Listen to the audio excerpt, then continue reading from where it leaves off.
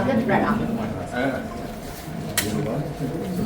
मंच पर सुशोभित ये साहित्य रत्न वास्तव में देखा जाए तो साहित्य संसार के मेरुदंड है। हर एक का योगदान साहित्य के क्षेत्र में मील का पत्थर है। आप लोगों का सादर वंदन, अभिनंदन। सभागार में उपस्थित समस्त साहित्य प्रेमी सुधी श्रोतागण को मेरा सादर वंदन, अभिनंदन। एक युद्ध के बाद एक ऐसा विषय है जब हमें लगता है कि हमारे जीवन में रोज एक युद्ध होता है और उसके बाद हम बोलते हैं उसके बाद फिर एक युद्ध होता है, और ये जितने युद्ध होते हैं हमारे मन में अनेक प्रश्न खड़े कर जाते हैं।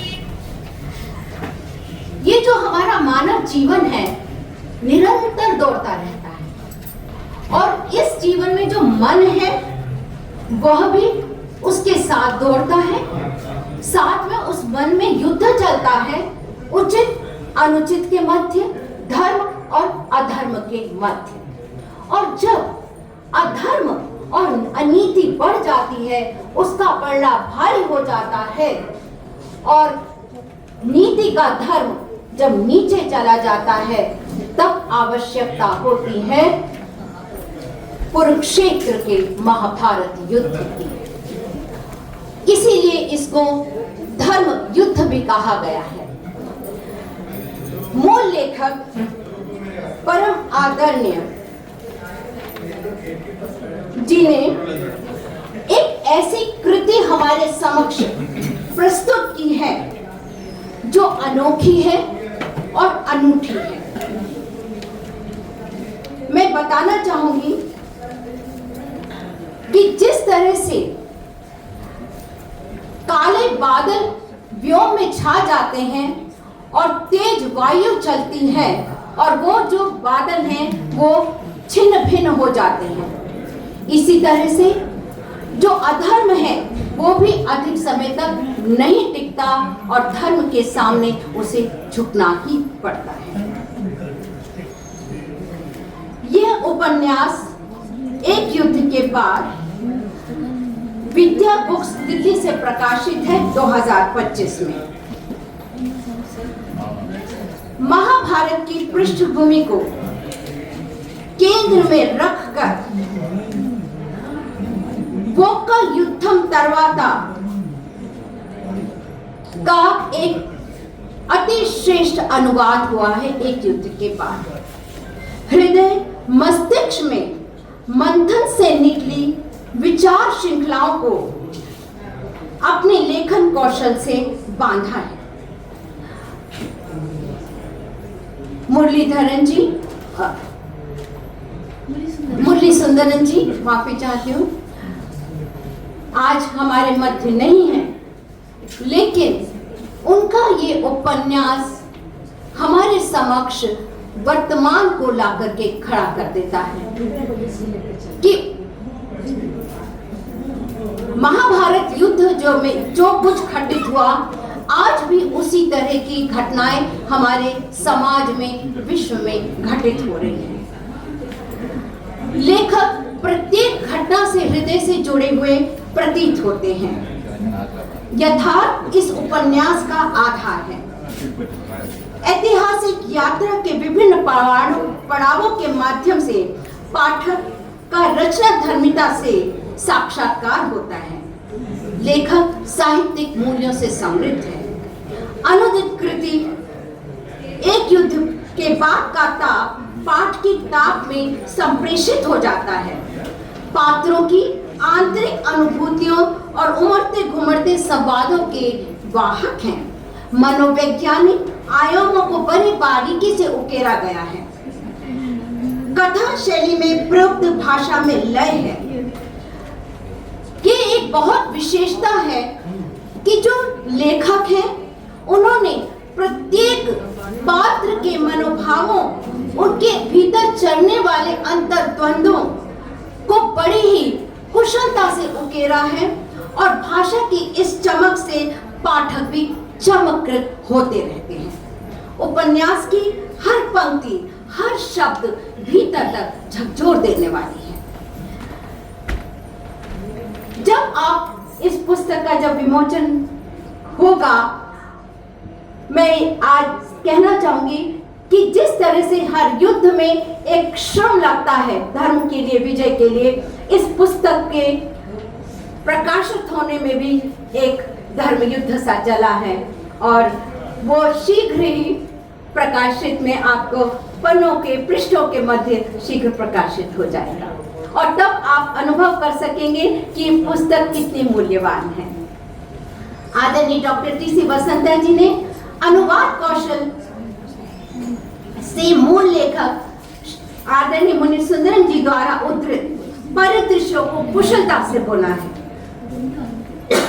इससे पता चलता है कि आपका अनुवाद के क्षेत्र में कितना दीर्घ अनुभव है।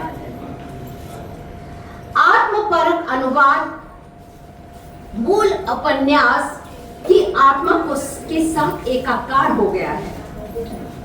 पात्रों की स्वाभाविक मनस्थिति चलचित्र के समान दृष्टिगत होती है।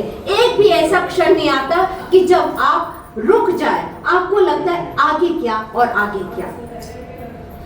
मुनि सुंदरम जी के उपन्यास के संपूर्ण आंतरिक जो सौंदर्य हो, उसको हम अनुदित कृति के दर्पण में साक्षात देख सकते हैं। जहां सुगठित वाक्य संरचना है, वहां हमें आचारों, पात्रों के जो आचार है, विचार है, उनकी अंतर्ध्वनि हमें सुनाई देती है। आप महसूस कर सकते हैं कि पात्र क्या कह रहे हैं। यह भी दृष्टिकोण होता है कि लेखक ने सर्वथा नवीन दृष्टिकोण रखा है। उपन्यास एक क्रांतिकारी प्रस्तुतिकरण है। लेखक प्रारंभ में ही लिखते हैं, विध्वंस निंदनीय है, कुरुक्षेत्र और आज के युद्ध में कोई भेद नहीं है।